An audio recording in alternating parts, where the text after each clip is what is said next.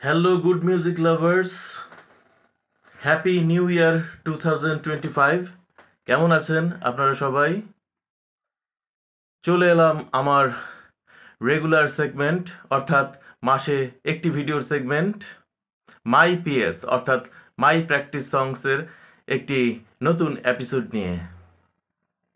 আমি আজকে যে গানটি নিয়ে কথা বলবো সেটি হচ্ছে উইনিং ব্যান্ডের সেকেন্ড অ্যালবামের গান, টাইটেল ট্র্যাক ইচ্ছে করে। তবে সেদিকে যাবার আগে একজন সিনিয়র ভাইয়ের কথা একটু না বললেই নয়। ইউটিউব মারফত আমি নিউজটা মাত্র জেনেছি। এসএইচ ব্যান্ড লাইন আপের লিডার বলা যায় সাইফ ভাই। উনার পুরো পরিবারটা নিয়েই আসলে উনার ব্যান্ড লাইন আপ। গানগুলো আমার খুব ভালো লেগেছে। উনার পুরানো গানগুলো আমি শুনেছি যেগুলো ইউটিউবে আপলোড হয়েছে, এবং নতুন গানগুলোও শুনছি, রেগুলার চোখ রাখছি। তো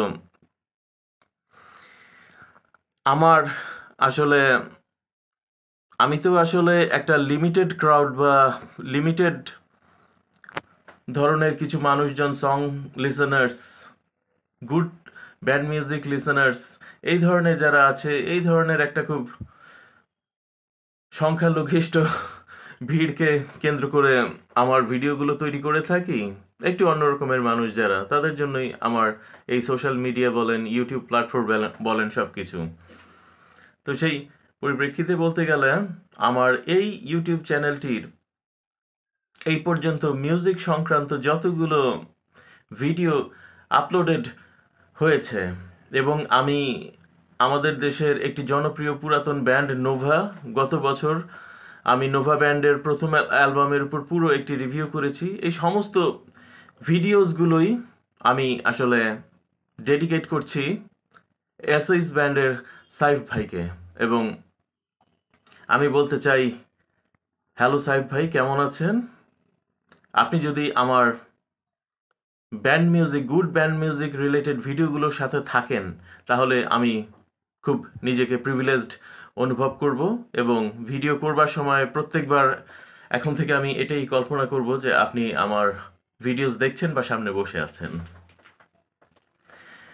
সো ভূমিকা হয়ে গেল মাই ফ্রেন্ডস, এবার গানটির আলাপে যাই। আমার মাই পিএস সেগমেন্টে ব্যান্ড মিউজিক নিয়ে কথা বলতে গেলে যেই গানটি নিয়ে আমি কথা বলবো সেটার আসলে 3টা পর্বে বিভক্ত করব এটাকে।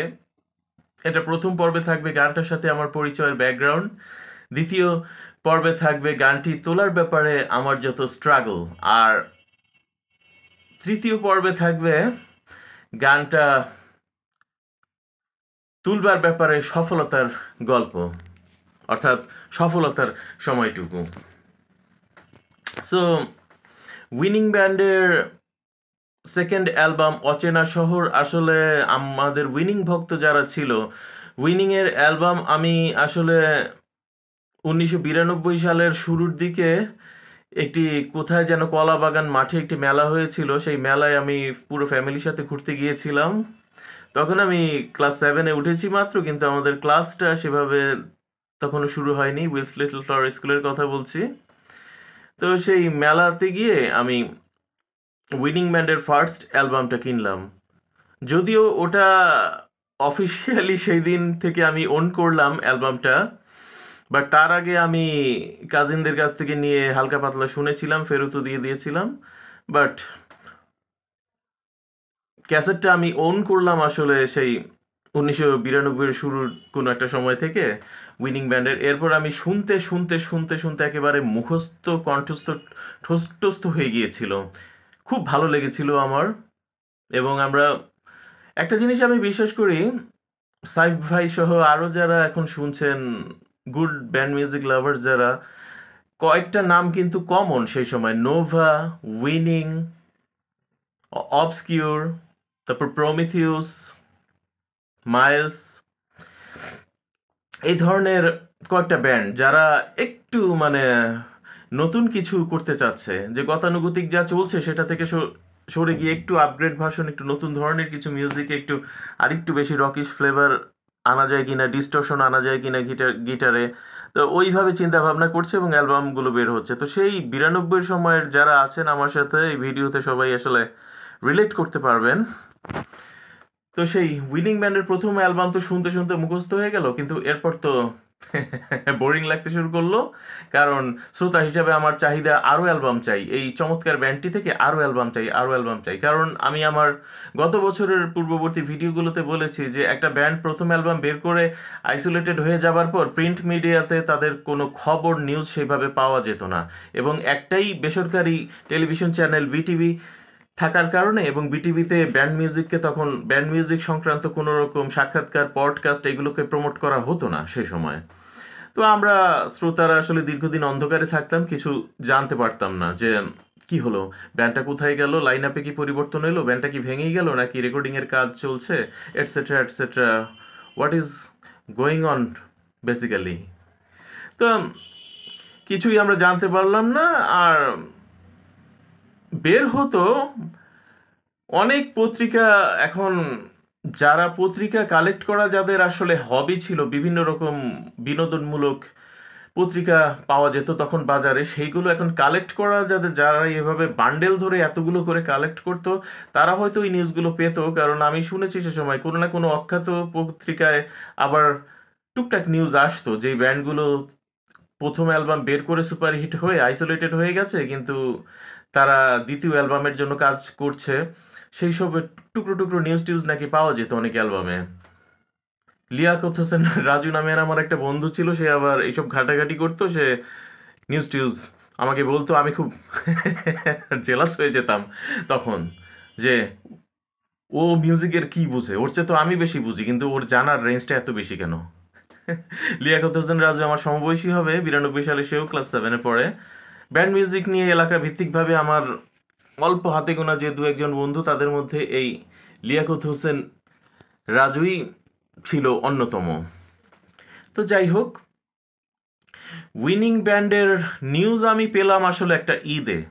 1993 সালে আমি যখন ক্লাস 8-এ উঠলাম, 8-এ আমাদের যে রোজার ঈদ, সেই রোজার ঈদে প্রয়াত চিত্রনায়ক সালমান শাহের নতুন সিনেমাটিও সুপার ডুপার হিট মুভি কেয়ামত থেকে কেয়ামত ছবিটিও রিলিজ হয় সেই সময়, এবং সেই সময় বিটিভিতে ব্যান্ড শো প্রচারিত হতো ঈদ উপলক্ষে। ঈদের ব্যান্ড শো আমি কোনোভাবেই মিস করতাম না। তো সেই আমি একটু কনফিউশন কাজ করছে। ঈদ তো আসলে দুটো মাই ফ্রেন্ডস, তো সেখানে রোজার ঈদও আছে, কোরবানির ঈদও আছে। এইটা মেবি কোরবানির ঈদের ব্যান্ড শোটা ছিল, কারণ রোজার ঈদের ব্যান্ড শোটা আমার স্মৃতিতে বলে রোজার ঈদের যে ব্যান্ড শোটা থাকতো সেটা তেমন বেশি জমতো না। কোরবানি ঈদের ব্যান্ড শোটা একটু বেশি, তুলনামূলকভাবে বেশি রকিং হতো সেই 92-93 সময়ে। তো যাই হোক, ব্যান্ড শোটা শুরু থেকে আমি বসে পড়লাম টেলিভিশন অন করে, এবং এক সময় একদম উইনিংয়ের ওভেন ফ্রেশ একটি গান আমার চোখের সামনে উপস্থিত হলো। সেই গানটির নাম হলো ইচ্ছে করে। আমি তো পাগল হয়ে গেলাম, কারণ গানটা পাগল করার মতোই ছিল আমাদের মতো লিসেনারদেরকে সেই সময়। গানটার মধ্যে তো একেবারে কিবোর্ডের কাজ অসাধারণ। বিপ্লব আশরাফ ভাই কিবোর্ডিস্ট ব্যান্ডে সেই সময়, বেস গিটারে সে সময় প্রয়াত সাউন্ড ইঞ্জিনিয়ার মবিন ভাই, ওই ভিডিওতে উনি অংশ নিয়েছিলেন। আর লিড গিটার্স অ্যান্ড ভোকালস জামান আলী চন্দন ভাই, এবং ড্রামসে ওয়ারফেস ব্যান্ডের জনপ্রিয় ড্রামার শেখ মনিরুল আলম টিপু ভাই। তো টিপু ভাই খুব হেসে হেসে ড্রাম বাজাতেন সে সময়। ওনার দিকে যখনই ক্যামেরা ফোকাস হতো দেখা যেত টিপু ভাই এভাবে একটা খুব সুন্দর মিঠুন চক্রবর্তী মার্কা হাসি দিচ্ছেন। যাই হোক, ইচ্ছে করে গানে সুন্দর ডিস্টর্শনের কাজ ছিল, এবং এই ডিস্টর্শন আমাকে খুব মোহিত করে এই গানটার। এবং গানটার মধ্যে টার্নিং পয়েন্ট ছিল একটা ক্লান্ত লাগে নগর জীবন, কৃত্রিম প্রেমে বিষণ্ণ এ মন। তো গানটার এই জায়গাটায় আবার পুরো গানটার যে মূল ড্রামস প্লেয়িংয়ের বা ড্রাম বিটের যে ফ্লোটা, সেটা থেমে যায়, থেমে গিয়ে একটু অন্যরকম একটা বিট শুরু হয়, এবং রিদম গিটারের একটা জার্কিং রিদম ক্লিনের মধ্যে শুরু হয়। তো ওভারঅল সব কিছু মিলিয়ে একটা কথাই আমি বলেছিলাম পুরো গানটা শোনার পর, এবং আমি ফিতে ক্যাসেটে গানটা রেকর্ড করেছিলাম সেদিন, এবং আমি বলেছিলাম ইয়েস, দ্যাটস ইট, এইবার উইনিং উইনিংয়ের মতো লাগতেছে। অর্থাৎ নতুন স্বাদ, নতুন গান আমাকে পাগল করেছিল। এখন এই গানটা তো 1993 সালে বের হলো। এরপর 1994, 95 এসব সময়ে পর্যায়ক্রমে উইনিং ব্যান্ডের কিছু ব্যান্ড মিক্সড অ্যালবামে আরও গান টান রিলিজ পেয়েছে চন্দন ভাইয়ের কণ্ঠে। ওটা উইনিং এর ব্যানারে না, আচ্ছা ঠিক আছে ধরে নিলাম উইনিং ব্যান্ডের বিহাফেই, যদিও চন্দন ভাইয়ের সোলো টাইপেরই একটু গন্ধ বেশি ছিল গানগুলোতে, ওগুলো আলোচ্য বিষয় না।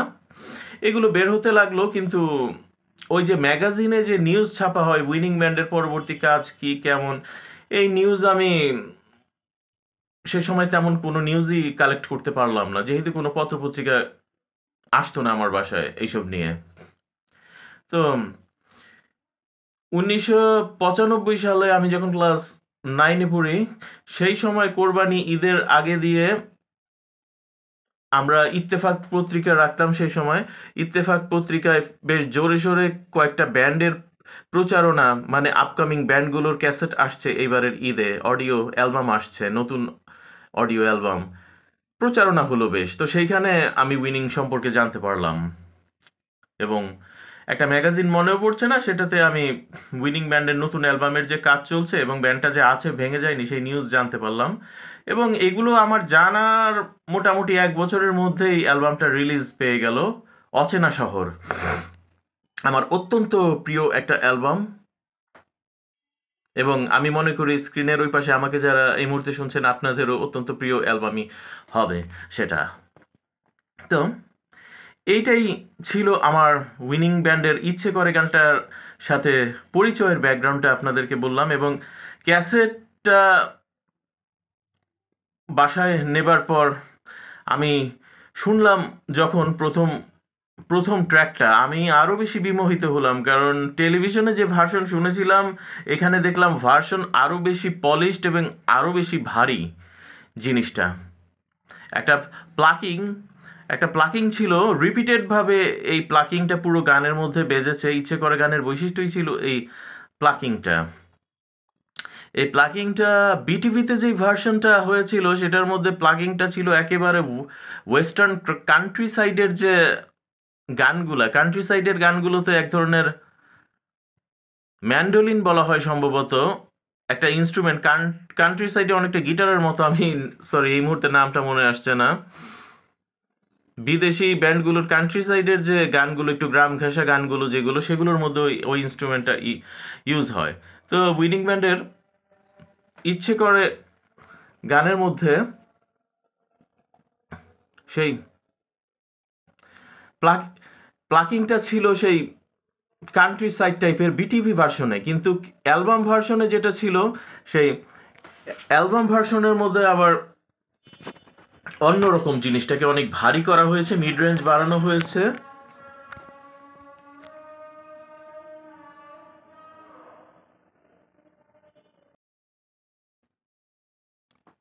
এবং রেকর্ডিংকৃত যে অ্যালবামটা উইনিংয়ের অচেনা শহর, সেটাতে যে ইচ্ছে করে গানের ভার্সনটা ছিল, এই ভার্সনটার মধ্যে শুধু কিন্তু প্লাকিংই না, প্রত্যেকটা জায়গাকে দেখলাম বেশ প্রোগ্রেস করা হয়েছে, বেশ অর্নামেন্টেশন বেশ পলিশডভাবেই করা হয়েছে, এবং নতুন ভার্সনটা আরও বেশি নতুন করেই আমার কাছে ভালো লাগলো। তো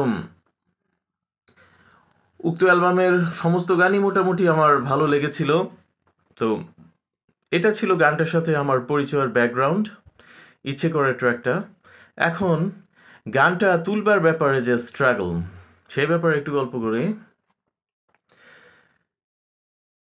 এই গানটা তুলবার ক্ষেত্রে দুটা জিনিসের একটু আলাপ আলোচনা আসে। প্রথমটা হচ্ছে আমাদের বাসার পুরানো আমলের একটা ডেক সেট। এটা আমার এক রিলেটিভ 1985-86 দিকে বিদেশ থেকে নিয়ে এসেছিল। উনাকে যেটা আনতে বলা হয়েছিল, উনি ওটা আনবার কেন যেন সাহস পায়নি, উনি অন্য একটা ভার্সন সেটা নিয়ে এসেছিলেন, বাট ওটা ওটার যখন যৌবনকাল ছিল ওটা বেশ ভালোই সাউন্ড দিয়েছিল। গান শুনে আমার ফাদারের পুরনো দিনের গান টান শুনবার অভ্যাস ছিল, উনি ঘন্টা ধরে গান শুনতেন। তো সেটাতেও টুকটাক আমি যখন ক্যাসেট শোনা শিখলাম, আমিও ওটার মধ্যে টুকটাক ফাদার যখন থাকতেন না রুমে, আমি গিয়ে গান টান শুনতাম। তো এই ডেক্সেটের আলোচনা আসবে, আর উইলস লিটল ফ্লাওয়ার স্কুলের একটা ছেলে আলোচনা আসবে, আমারই ক্লাসমেট, নাম রিয়াদ। ওকে অন্য আরেকটা নামে চিনতো উইলস লিটল ফ্লাওয়ার স্কুলের ছেলেরা, সেই নামটা আমি আজকে ইউজ করছি না। যাই হোক, তো 1996-এর দিকে, তো আমি যখন ক্লাস 10-এ পড়ি, তখন আমি বেশ জোরে সোরে সিঙ্গার হবার প্রচেষ্টা শুরু করে দিলাম। এই গল্প আমার গত বছরের ভিডিও যারা দেখেছেন শুনেছেন তাদের কাছে তো বলাই বাহুল্য, আর নতুন করে ওইসব গল্প বলবার কিছু নেই। তো উইনিং গানটা আমার ভালো লাগলো এবং আমি চিন্তা ভাবনা করলাম, আচ্ছা আমার আশেপাশে দেখি একটু মিউজিক কারা করতে পারে, তাদেরকে নিয়ে ছোটোখাটোভাবে একটা ব্যান্ড তৈরি করা যায় কিনা। যে আমার অবশ্য নিজস্ব গান লিখবার সুর করার প্রতি তখন থেকেই প্রবণতা, যদিও আমি গিটার বাজাতে জানি না। তখন আমি সিঙ্গিংটাই শুধুমাত্র প্র্যাকটিস করব, এরকম চিন্তা ভাবনা করছি। তো সেরকম চিন্তা ভাবনায় আমার সাথে তারেক নামের একটা ছেলে যুক্ত হলো। সেও আমার মেন্টালিটির, তার বাসায় কোনো ড্রামস ছিল না, সে বালিশ, বিস্কুটের টিন অ্যাটসেট্রা লাগিয়ে আমার যে ওই ব্যান্ডের সিঙ্গেলস, কয়েকটা সিঙ্গেলস নিয়ে, 4টা সিঙ্গেলস নিয়ে, মানে 4টা ইন্ডিভিজুয়াল গান নিয়ে যে একটা সং ট্র্যাকের মতো রিলিজ পেয়েছে রক অ্যান্ড অ্যাপিটাইজার নামে ইউটিউবে, সেটার মধ্যে ওইটার ডেসক্রিপশনে পুরো গল্পটাই আছে, তারেকের কথা ওখানে আছে। আর আপনাদের জন্য আমি আজকে আমার ডেসক্রিপশন বক্সে আমি আমার যে 4টা গান ইউটিউবে আছে সেটা ইউটিউব লিংক দিয়ে দেব। আবার নতুন আজকে যারা শুনছেন বা দেখছেন আমাকে, তারা রিলেট করতে পারবেন এবং যেই তারেকের কথা বলছি তারেকের ব্যাপারেও জানতে পারবেন। তো তারেক, আমি সেই সময় আমাদের মধ্যে মিউজিক নিয়ে খুব ফ্রেন্ডশিপ হলো। তো সেই সময় তারেক বলল, দোস্ত গিটারিস্ট তো লাগবে। আমার কাছে তখন গিবসন জাম্বো গিটার আছে, কিন্তু আমি তেমন কিছুই বাজাতে পারি না। আমি বেসিক কর্ড যে A minor, E minor, C major, F G, এগুলো বাজাতে আমার যথেষ্ট স্ট্রাগল হচ্ছে সেই সময়। টানা 4 মিনিট বা 5 মিনিটের একটা গান যে আমি একটানা বাজিয়ে বাজিয়ে গাইবো একজন রিদম গিটারিস্টের মতো, সেই যোগ্যতা আমি তখনও অর্জন করিনি। তো সব কিছু দেখে শুনে তারেক বললো, দোস্ত একটা পোলা আছে রিয়াদের সাথে একটু কথা বলে দেখ। আমি তো অত গুছিয়ে কথা বলতে পারি না, তোর ভয়েস টোন ভালো আছে আর তুই কথা গুছিয়ে বলতে পারিস। অ্যাপ্রোচটা রিয়াদের সাথে আমার চেনা জানা বেশি, কিন্তু আমি চাই অ্যাপ্রোচটা তুই কর। ও আমাদের ব্যান্ডে আসবে নাকি? তো আমি স্কুলে একদিন রিয়াদকে ডেকে বললাম, একটু কথা আছে তোমার সাথে। রিয়াদ সেই সময় স্কুলে একটা ব্যান্ডে বাজাচ্ছিল, সেই ব্যান্ডটার সাথে তার একটা হিচ হয়, সে ব্যান্ডটা ছেড়ে দেয়। তো সেই সুযোগে আমি ওকে ক্যাচ করি, যে ব্যান্ড একটা ছেড়ে দিয়েছে যেহেতু, দেখি কথা বলে দেখি, লাভ হলেও হতে পারে। তো রিয়াদকে বললাম যে রিয়াদ, প্র্যাকটিসে বসে একদিন চলো। রিয়াদ বললো যে চলো, কোথায় বসা যায়? আমার বাসায় তো প্রবলেম আছে, আমার বাসায় বসতে চাচ্ছি না। আমি বললাম, তুমি আমার বাসায় ছাদ আছে, তুমি আমার বাসায় চলে আসো, অ্যাড্রেসটা লিখো। আমি ওকে অ্যাড্রেস দিয়ে দিলাম। তো একদিন বসলাম আমাদের ছাদে, তারেক ড্রাম স্টিক নিয়ে এসেছিল, রিয়াদ আসলো এবং আমার গিটারটা, যেটা একজন কাজিন আমাকে দিয়ে দিয়েছিল, সেই গিটারটা আমি সেদিন, সেই গিটারটা মাঝখানে কিছুদিন বাজিয়ে দীর্ঘদিন ওটা আসলে একটা বাক্সবন্দি হয়েছিল। ওটাকে আমি সেদিন আবার বের করি, যে গিটারিস্ট একজন যেহেতু আসছে, গিটারটা বের করি। তো রিয়াদ গিটারটাকে সুন্দর টুংটাং করে টিউন করলো, গিটারটা সে বাজালো এবং আমি অবাক হয়ে গেলাম।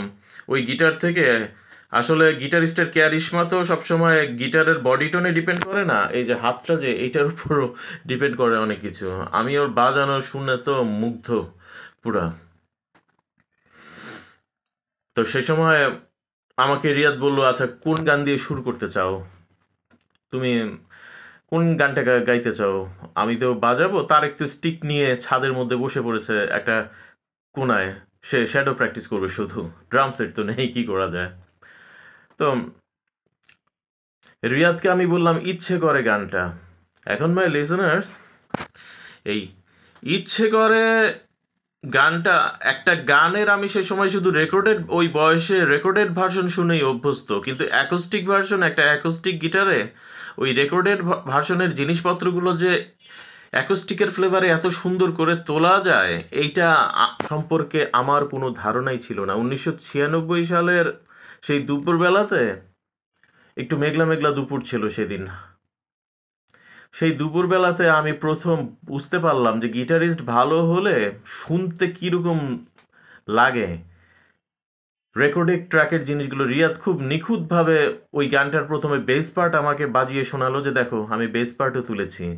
শুনলাম, এরপর সে প্লাকিং বাজালো, এবং ওই যে ক্লান্ত লাগে নগর জীবন, কৃত্রিম প্রেমে বিষণ্ণ এই মন, এইটার যে জার্কিং রিদমের জায়গাটা অফবিটে অফবিটে বাজে, এইটা আমি পাগল হয়ে গেলাম রিয়াদের বাজানো দেখে এই জায়গাটায়।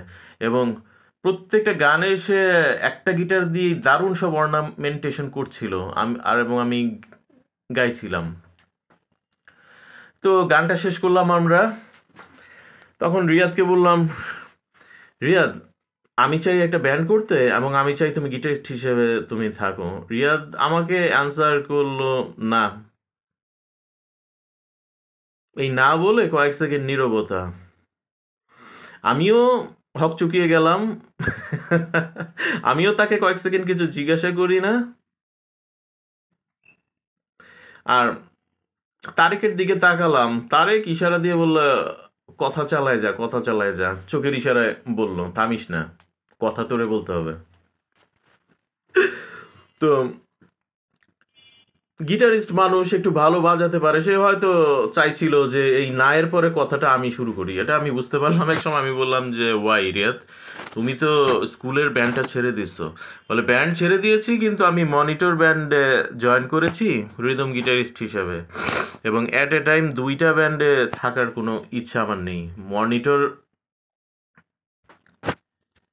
একটা ফেমাস ব্যান্ড, মনিটর ব্যান্ডে থাকাটা আর প্র্যাকটিস প্যাড ট্যাড সব কিছু মিলে আমার বাসা থেকে ওটা কাছে, ওটা মোট কথা আমি সুবিধাজনক মনে করছি। আর সেই সময় মার্কেটে পরিচিত মুখ যারা, তাদের সাথে একজন স্কুল গিটারিস্ট হিসাবে বাজানোর সুযোগ পাওয়া, এইটা আসলে অনেক বড় ব্যাপার। সেই 96-এর মতো সময় এটা তেমন দোষে, সেটাতে যদি কেউ খুশি হয়ে গিয়ে আমাকে বাদ দেওয়ার চিন্তাও করে থাকে, আমি ওটা দোষের কিছু দেখছি না আসলে রিয়াদের। তো রিয়াদা আমাকে এভাবে ব্যাখ্যা দিল। তো আমি বললাম যে রিয়াদ, আমি তো তোমাকে স্কুলেও বললাম যে একসাথে প্র্যাকটিস করতে চাচ্ছি, তো তুমি ব্যান্ড করবা না, তো তুমি আজকে টাইম দিয়ে আসলা কেন তাহলে? বলে 3টা কারণে আমি আসছি। 3টা কারণ না, সরি, আমি এসেছি তোমার সাথে জাস্ট বলতে আসছি আমি তোমার সাথে 3টা সিটিং দেব। আজকে একটা সিটিং গেল, আর 2টা সিটিং পাওয়া। আমি বললাম সিটিং দিয়ে কি হবে, তুমি ব্যান্ডই যেহেতু করবা না আমার সাথে। রিয়াদ বলল দেখো তালাত, ব্যান্ড আমি তোমার সাথে করবো না দেখে যে বাংলাদেশে আর কোনো গিটারিস্ট নেই তা তো না। তুমি নেক্সট টাইম কোনো গিটারিস্ট পেয়ে যেতে পারো। আমার এলাকায় তুমি যখন, আমার বাসায় তো একটা সিটিং দেওয়া লাগতেই পারে, সেখানে গেলে আমি কারোর সাথে পরিচয় করাই দিতে পারি, সব কিছু ঠিক আছে, কিন্তু তোমার তো নিজেকে আগে ডেভেলপ করতে হবে। তোমার গান আমি শুনলাম, কিন্তু তোমার গলা তো নিচুতে আছে, অনেক ডি শার্পে আছে। তুমি যেই ক্যাসেট প্লেয়ার সেট তুলে শুনে গান তুলেছো, ওটা মনে হয় ডি শার্পে বাজে, বা ওটা মনে হয় নিচুতে বাজে গান। সেই সময় এরকম বয়স্ক মানুষ যারা গান শুনতেন, বাবা কাকা টাইপের, তারা আসলে এই ধরনের ক্যাসেট প্লেয়ারগুলো ওভাবেই মিস্ত্রি দিয়ে টিউন করতেন যেন ওটা একটু ভারীভাবে গানগুলো বাজে, শোনা যায়। কারণ পুরানো দিনের গানগুলা ওনারা কে এল সাইগল, তারপর আর ডি বর্মন, কিশোর কুমার, হেমন্ত মুখোপাধ্যায়, সাগর সেন, ওনাদের গানগুলো একটু ভরাটভাবেই যেন বাজে, শুনতে আর কি ওভাবে ভালো লাগতো তাদের কাছে। তো ক্যাসেট প্লেয়ারগুলো ওনারা ওভাবে রাখতেন, মিস্ত্রি দিয়ে টিউন করে, কীভাবে যেন কী করতেন ওটা আমি জানি না। তা আমাদের বাসাটারও এই অবস্থা ছিল, আমি ব্যাপারটা প্রথম জানতে পারলাম। তো রিয়াদ বললো যে আমি এই যে কথাটা বললাম, এটা কি চিন্তা করছো কোনো দিন এইভাবে যে ডি শার্পে আছে তোমার গলা? আমি বললাম না রিয়াদ, চিন্তা করিনি এইভাবে। বলে তোমার তো জানার অনেক কিছু আছে আসলে, প্রথমেই একটা ব্যান্ড করতে চাইলা, প্রথমেই ভোকালিস্ট হতে চাইলা, সেইভাবে তো হবে না। তোমাকে আগে নলেজ গ্যাদার করতে হবে, তোমাকে গান আরও প্র্যাকটিস করতে হবে, গাইতে হবে, সঠিক পিচে গান গাইতে হবে। তোমার গিটার আমি আজকে ডি শার্পে টিউন করেছি, ডি শার্পে বাজিয়ে আমি রিদম করলাম, তুমি গাইলে। এইটা যদি আমি 440 বা ইতে টিউন করি আরও উঁচু হয়ে যাবে। সে সময় তুমি গাইতে পারবে উইনিং ব্যান্ডের চন্দন ভাইয়ের মতো? তোমার সেটাও তো পারতে হবে। আমি বললাম যে তুমি যদি না থাকো এখানে, এইগুলি আমাকে শিখাবে কে? বলে দেখো, আমি থাকা না থাকা তালাতে এটা, এই কথা বারবার তুমি বলো না। শেখানোর অনেক মানুষ আছে, তোমার অনুসন্ধিৎসু ইটা আগে তৈরি করো। ব্যান্ড মিউজিশিয়ান হওয়া তো সোজা না, এটা আগুনে পুড়ে খাঁটি হইতে হয় প্রথমে। তোমার খাঁটি হওয়ার ব্যাপার আছে। প্রশ্নগুলো তোমার জাগতেছে, পৃষ্ঠে পরে লিখে লিখে রাখবা এবং এগুলো নিয়ে চিন্তা ভাবনা করবা পড়াশোনার পাশাপাশি। তো তোমাকে গানের সঠিক পিচ সম্পর্কে ধারণা করতে হবে, গিটারের যে টিউনের ব্যাপারটা আছে, ডি শার্পে আছে না ইতে আছে, এইসব সম্পর্কে তোমার ধারণা রাখতে হবে। গানটার রিদমটা, সঠিক রিদমটা গিটারে যেটা বাজছে ওইটা এখন রেকর্ডেড ভার্সনের মতো হুবহু তো হবে না, কিন্তু একেবারে উত্তর মেরু দক্ষিণ মেরু হলেও চলবে না। ওটার সাথে ওটার ছায়া অনুসারে কিছুটা ঠিকঠাক থাকতে হবে। তো তুমি আরেকটা গিটারিস্টের সাথে যে কাজ করবা, সেই সব ব্যাপারগুলো ঠিক রাখছে কিনা, মেনটেন করছে কিনা তোমাকে শিখতে হবে না, জানতে হবে না? আর তোমাকে তো গাওয়ার অ্যাবিলিটি আরও বাড়াতে হবে, গানের সংখ্যা আরও বাড়াতে হবে। তুমি আজকে 5 থেকে 6টা গান নিয়ে আমার সাথে বসছো, এগুলোই হয়তো গাইতে পারো, কিন্তু 50-60টার মতো গান আসলে তালা তুলতে হবে। গলাতে তুলতে তুলতে তোমার সেই রকম একটা সাউন্ড গলার মধ্যে যখন আসবে, তখন তোমার নেতৃত্বটা তৈরি হবে। তুমি একটা ব্যান্ড যে করবা, তুমি আমাকে একটা কথা বলো তো তালাত, তুমি একটা ব্যান্ডে কি করতে চাও? একটা গিটারিস্ট আসলে কি তুমি চাও তোমার কথায় গিটারিস্টটা চলুক, না গিটারিস্টের কথায় তুমি চলো? আমি বললাম, রিয়াদ, আমি মিডিয়াম একটা জিনিস চাই, আমি চাই দুজনই দুজনের কথা শুনুক। রিয়াদ বলল, দ্যাটস দ্য পয়েন্ট তালাত। এই মিডিয়াম মানে জাজমেন্ট, অর্থাৎ মিডিয়ামটা মানে হলো গিয়ে জাজমেন্ট। তোমার কথাও সে শুনবে, তোমার কথাও সে, তাকে শুনতে হবে। তোমার মিউজিক, তোমার প্রতিভা, সব কিছুর ব্যাপারে তাকে একটা জাজমেন্ট করতে হবে, এবং তার প্রতিভার ব্যাপারে তোমাকে একটা জাজমেন্ট করতে হবে। এই রকম একটা বোঝাপড়া শুধু একটা গিটারিস্ট না, তোমার ব্যান্ডে যারাই জয়েন করুক, কিবোর্ডে হোক, ড্রামে হোক, সবার সাথে তোমার এইরকম সম্পর্ক তৈরি করতে হবে। নিজের অবস্থান, সেখানে তোমার জ্ঞানের অবস্থান শক্ত করতে হবে এখানে তালাত। তারপর তুমি যেইভাবে চাইতেছো একটা ব্যান্ড করতে, তারপর তুমি পারবা। আমি মনে করি বন্ধু হিসেবে আমি তোমাকে গুড অ্যাডভাইস দিলাম। এটা বয়সের সাথে সাথে আর একটু বড় হবা যখন, তুমি এগুলো সময়ের সাথে সাথে আজকে রিয়ালাইজ করতে না পারলেও এক সময় রিয়ালাইজ করতে পারবা। তো এই ক্ষেত্রটা বললো রিয়াদ, এবং আমাদের প্রথম সিটিংটা তো ওভাবে শেষ হয়ে গেল। তারেককে এরপর বললাম, দোস্ত কি বলে? তারেক বলে, খারাপ তো বলে নাই, কথা কথায় মূল্য আছে ওর, যা বলছে। তুই গাওয়ার অ্যাবিলিটি, তোর গলা তো এখনো ঠিক ব্যান্ডের গায়কদের মতো হয় নাই, বা গাইলে ঠিক ভোকাল ভোকাল লাগে না তোর এখনো। দোস্ত তুই আরও প্র্যাকটিস কর, আরও প্র্যাকটিস কর। আমি আছি তোর সাথে, অসুবিধা নেই। আমি ড্রাম শ্যাডো প্র্যাকটিস করবো, তুই খালি গলায় গান করিস। আর দেখি গিটারিস্ট আমি, ও তখন আসলে তারেক চামেলিবাগে থাকতো। উইলস্টেসল ফ্লাওয়ার স্কুল কাকরাইল এলাকার কাছাকাছি চামেলিবাগ বলে আরেকটা এলাকা ছিল, সেখানে থাকতো তারেক। বলতো, চামেলিবাগে গিটারিস্ট পাই যদি, আমি দেখি আমাদের সাথে ইন করানো যায় কিনা, কিন্তু তুই কারো ভরসায় থাকিস না দোস্ত, তুই নিজের আগে তৈরি কর ভোকাল হিসাবে। ভালো গাইতে পারলে গিটারিস্ট একটা সময় পাওয়া যাবে। তো রিয়াদের ব্যাপারটা এইভাবেই আসলে খুব জড়িত, ইচ্ছে করে গানটা। এবং রিয়াদের অ্যাকোস্টিক বাজানোতে যে ইচ্ছে করে গানটার স্মৃতি, সেটা আমি সারা জীবন ভুলতে পারবো না। এবং ওই দিনের ওই অ্যাকোস্টিক সেশনের পর গানটার প্রতি আমার আগ্রহ আরও বেড়ে যায়, মাই লিসেনার্স। এরপরে গানটা আমি তো আমার বাসার ক্যাসেট প্লেয়ারেই গাইছিলাম। বাসার ক্যাসেট প্লেয়ারে যেহেতু ডি শার্প বা ডিতে ওই রকমই নিচু টিউনে ছিল, গানটা আমি তুললাম প্রথমে। এটা আমার জন্য একটু ভালো সাপে বর হয়েছিল। তারপরও যে নিচু থাকাতে সমস্ত গানগুলো যেগুলো আমার রেঞ্জের মধ্যে আসে, সেগুলো ডি শার্পে, ক্যাসেট প্লেয়ারে যেহেতু ডি শার্প রূপে ছিল, সেটা আমার তুলতে কোজি হলো বা আরামদায়ক হলো গলার জন্য। ধীরে ধীরে আমার স্ট্রাগল কিছুটা কম হলো, গান তুলতে, গানগুলো আমি গ্রিপে আনতে পারলাম। কিন্তু বাট স্টিল আরও কিছু স্ট্রাগল থাকে, যেমন আমার ভয়েসের যে টেক্সচারটা, আমার ভয়েসের টেক্সচারের ব্যাপারে আমার কোনো ধারণা ছিল না। গলা বসে যাওয়ার যে ব্যাপার, গলা বসে গেলে গলা কিভাবে সাউন্ড করে, গলা খোলা থাকলে কিভাবে সাউন্ড করে, গলা বসা এবং গলার খোলার সাথে মানুষের মেন্টালিটি, সাইকোলজি এইগুলা কিভাবে জড়িত, এইসব ব্যাপারে আমি তখন কিছুই বুঝতাম না। আমি মনে করতাম গান শিখে একটা পর্যায় পর্যন্ত গলাকে অ্যাম্প্লিফাইড করে রেখে দিতে হয়, এরপর মনে হয় সারা জীবন ওইটা ওই রকমই থাকে। শেখার তো আসলে কোনো সুযোগ ছিল না, মূর্খ ছিলাম, তাই আমি ওভাবে চিন্তা করতাম। তাই গান প্র্যাকটিস করতে গিয়ে যেদিন আমার মিড রেঞ্জ ভালো থাকতো, গলার তো low range, mid range, high range, তিনটা রেঞ্জ আছে। একটা মানুষের যখন মিড রেঞ্জটা কমে যায়, মিড রেঞ্জটাই হলো মেন, মিড রেঞ্জ কমে গেলে তখন সে লোতেও জোর পায় না গান গাইতে গেলে, এবং হাইতে গেলে পাতলা টেক্সচার, মানে গলার পুরো টেক্সচারটাই পাতলা ধরনের হয়ে যায় মিড রেঞ্জটা যদি না থাকে। এবং গলা বসা মানেই মিড রেঞ্জ কম পাওয়া যাবে। তো আমি এরপরে কিন্তু আমি 1996 থেকে গল্পটা শুরু করলো মাই ফ্রেন্ডস, এরপর কিন্তু অনেকগুলো বছর চলে গেল। ইচ্ছে করে গানটা নিয়ে কিন্তু আমি ঘাটাঘাটি করছি তারেক আর রিয়াদের সাথে, সামহাও এরপরে আর হয়নি ব্যান্ডটা করা। দুজনেই পারিবারিক কারণে তারেক চিটাগাঙে শিফট হয়ে গিয়েছিল আমাদের এসএসসি পরীক্ষার পর, আমাকে এলাকা শিফট করে অন্য এলাকায় বাসা ভাড়া নিতে হয়।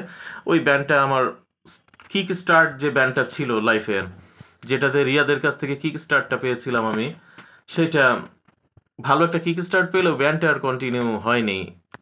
এটা আমার খুব হতাশার কারণে ছিল, হতাশার একটা কারণ হিসেবে ছিল লাইফে। এটার একটা খুব প্রভাব পড়েছিল আমার ভোকাল টোনে, দীর্ঘদিন সেটা ছিল।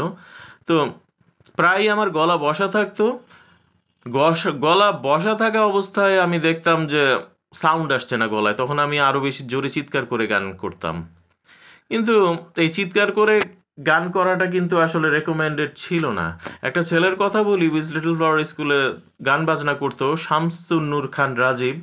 এই ছেলেটাকে পরবর্তীতে জনপ্রিয় কণ্ঠশিল্পী আলিফ আলাউদ্দিন, জনপ্রিয় গিটারিস্ট কাজী ফয়সাল আহমেদ, উনাদের সাথেও এই ছেলেটাকে পরবর্তীতে দেখা যায়। ও ওদের সাথে ঘোরাফেরা করতো, গান বাজনা নিয়ে আলাপ আলোচনা করতো, গান টানও গাইতো নাকি সামথিং, অত জানি না। আমি তো শুধুমাত্র ক্লাস করতাম যখন একসাথে, তখনই চিনতাম। রাজীব, শামসুন নূর খান রাজীব, রাজীবকে একবার আমি জিজ্ঞেস করেছিলাম, আচ্ছা রাজীব, মাইক্রোফোনে গান করতে হয় কিভাবে, তুমি তো মাইক্রোফোনে গান করো। রাজীব সে সময় ভালোই গায়, তো তুমি তো মাইক্রোফোনে গান করো, তো প্র্যাকটিসে আমরা যতখানি এফোর্ট দিই, যত চিৎকার করি রুমে, মাইক্রোফোনে কি সেইভাবে চিৎকার করে গাইতে হয়? রাজীব বলে, নো, নট নেসেসারি। মাইক্রোফোনে এত জোরে চিৎকার কেন করবা, তুমি একটা নর্মাল টোনে গান করবা, ন্যাচারালি গাওয়া যেটা।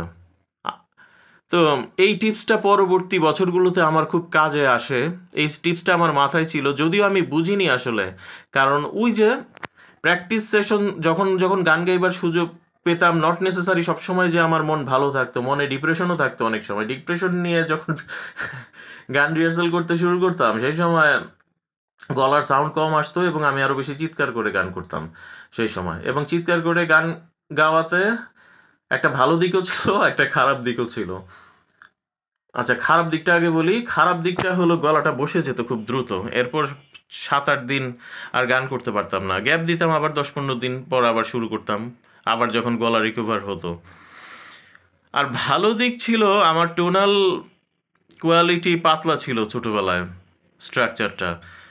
ব্যান্ডের গান গাইতে গেলে পাতলা টোনাল স্ট্রাকচারকে এক্সারসাইজ করে ভরাট করতে হয় আগে। তো এইসব তো টিচার ছিল না, মেন্টর ছিল না, আমি এগুলো তো জানতাম না। আর মেন্টর আশেপাশে যারা ছিল তাদেরকে আমি এসব কোয়েশ্চেন করেছি যে, ভাইয়া উপরের দিকে গাইবার পর আমার গলা নিচের দিকে সাউন্ড কমে যায়, নামাতে পারি না, গলার সাউন্ড ডেপথ কমে যায়, আমি উঁচুতে গাইতে পারি না। এইসব অনেক ভোকালিস্ট আশেপাশে যারা ছিল জিজ্ঞাসা করেছি, কিন্তু তারা সম্ভবত নিজেরাও জানে না, অথবা আমাকে সঠিক টিপস দেয়নি। তারা আমাকে বলেছিল যে আমাদের তো এরকম কিছু হয় না, এটা প্র্যাকটিস করতে করতে হবে।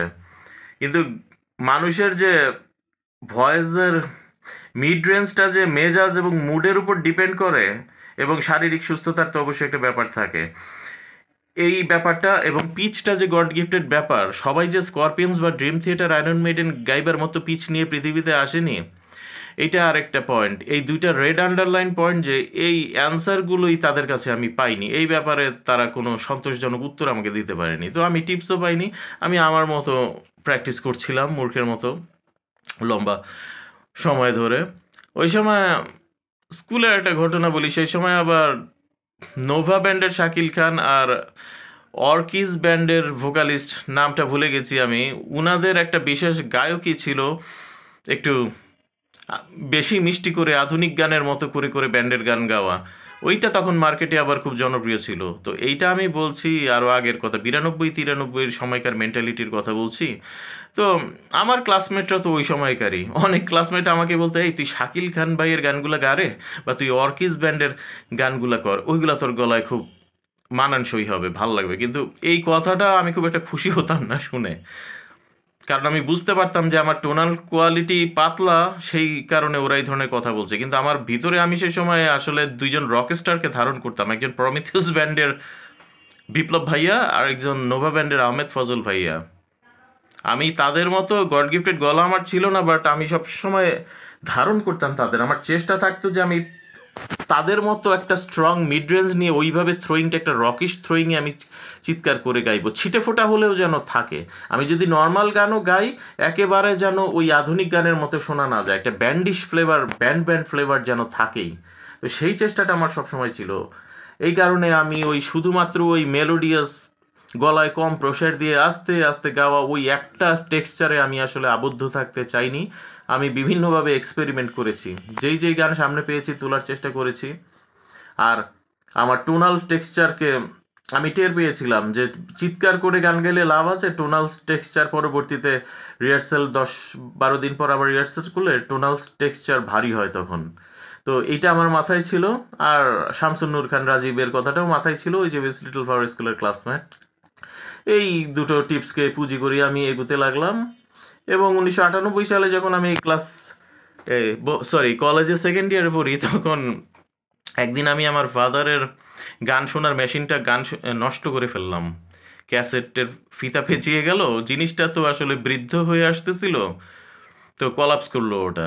তো আমার ফাদার খুব বিরক্ত হলেন। ওনার একজন টেকনিশিয়ান ছিলেন যিনি হোম সার্ভিসে বাড়িতে এসে, আমিন নাম ওনার, তো আমিন আঙ্কেল এসে কাজ করে দিয়ে যেতেন বাসায়। তো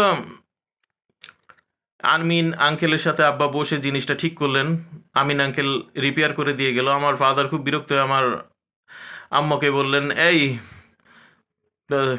তুমি ওর এক কাজ করো, ওই ইলেকট্রিকের দোকানে নিয়ে যাও বাইতুল মোকাররমে, ওর একটা হেডফোন কিনে দাও কমের মধ্যে, রিজনেবল প্রাইসের মধ্যে। এই আমার গান বাজনা শোনার জিনিসপত্র সে ধরুক, এটা আমি আর চাচ্ছি না। ও গান টান যদি পড়াশোনা ঠিক রেখে গান টান শুনতে পারে, ওটা হেডফোন দিয়েও শুনবে, ওর ব্যান্ডের গানগুলো ওখানে শুনুক, ওর কোনো ক্যাসেট যেন আমার এই সেটের মধ্যে না বাজায়। আর যদি দেখি পড়াশোনার অবস্থা খারাপ হচ্ছে, ওইটা আমি একদিন আসার দিয়ে ভেঙে ফেলবো, যেটা কিনে দিচ্ছি সেটাও আমি ভেঙে ফেলবো আসার দিয়ে। যাই হোক, তো আমি হেডফোন পেলাম এবং ওয়াকম্যান পেলাম, ফিতে ক্যাসেট বাজানো যেত যে ডিভাইসটাতে। এবং তখন আমি, মাই ফ্রেন্ডস, প্রথম আবিষ্কার করি যে গানের যে 440 টিউন, রেকর্ডিং স্টুডিওতে গান করলে যে সেটা স্ট্যান্ডার্ড টিউন 440 ই নোটে, কিবোর্ডের ই নোট যেটা আছে সেটার সাথে গিটারকে টিউন করে যে টোটাল গানটাকে টিউন করে রেকর্ড করতে হয়, এবং তখন যে গানটার উচ্চতা, হাইটগত বা পিচগত উচ্চতা কতখানি থাকে, সেটা আমি তখন আসলে বুঝতে পারলাম। এবং তখন আমি আসলে সত্যিকারের স্ট্রাগলটা আমার শুরু হয়, যে এখন তো যেই গানগুলো অতীতে চুলে চুলে সরি অতীতে তুলেছি বাপের বুইরা আমলের ওই ডেক সেটে শুনে শুনে, এগুলোর তো এখন পিচ এক নোট হাই হয়ে গেল, সব তো এখন 440 টিউনে হয়ে গেল গানগুলো।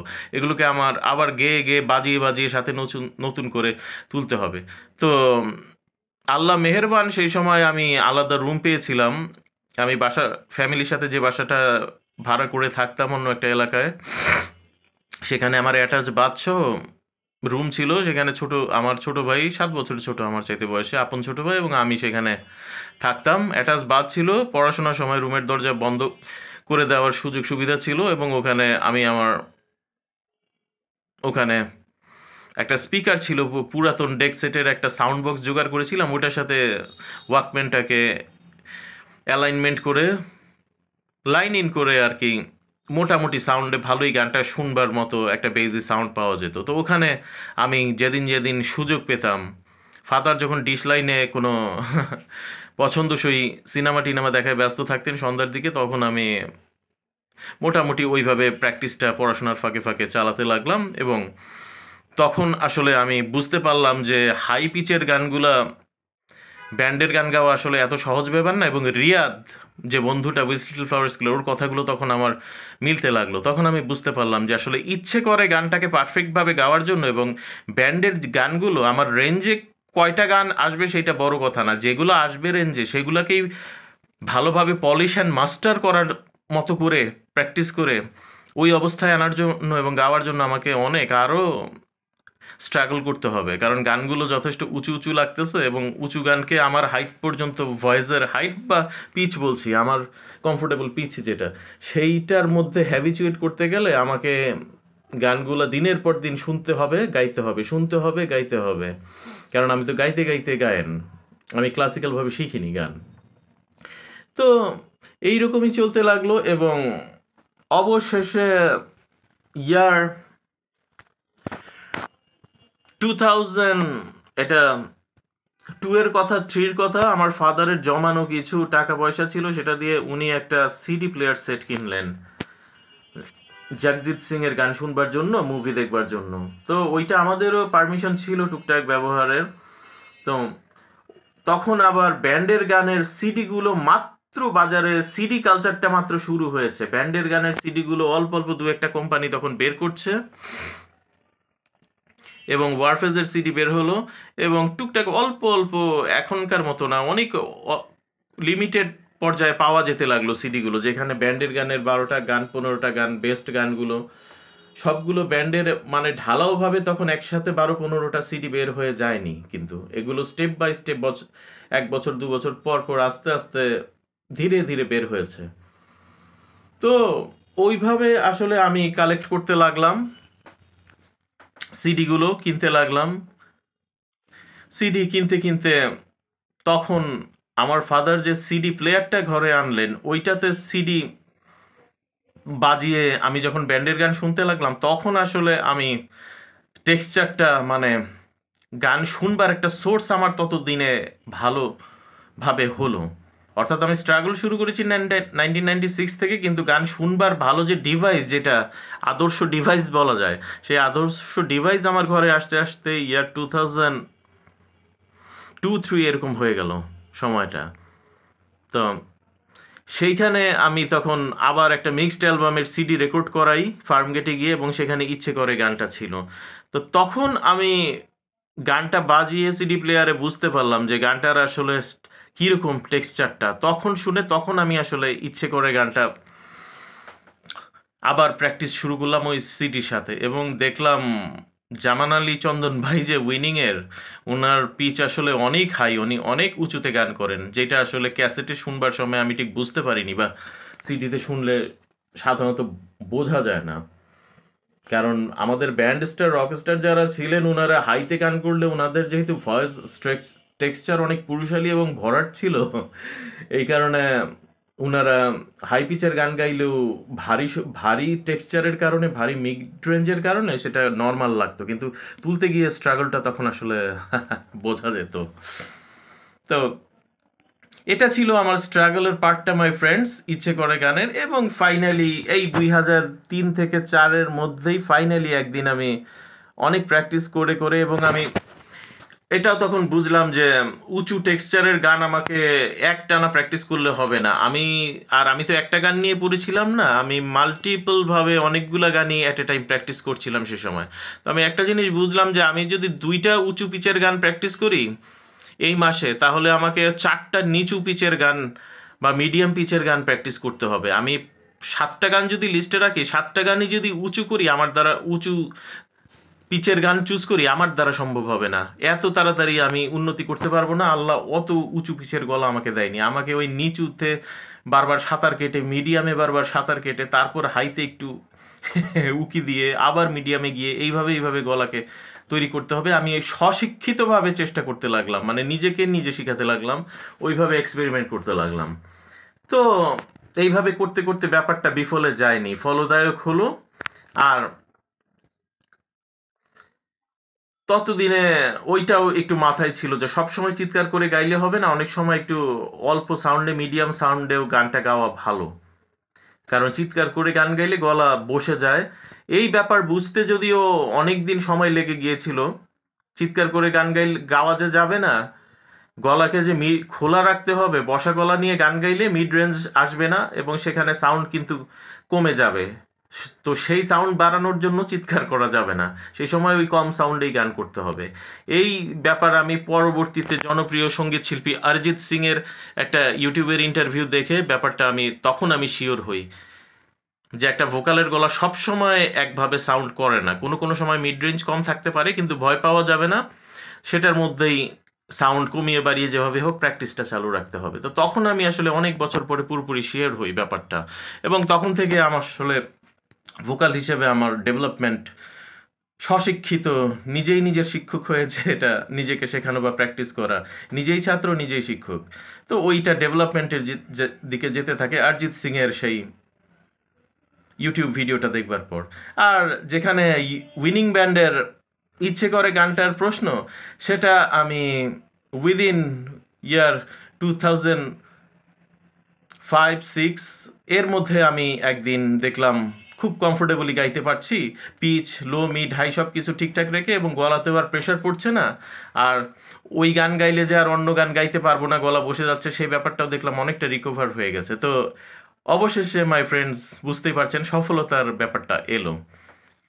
ইয়ার 2007-6 এর মধ্যে, উইদিন 2006-7 এর মধ্যে উইনিং ব্যান্ডের ইচ্ছে করে গানটা আমি খুব চমৎকারভাবেই তখন গাইতে পারতাম।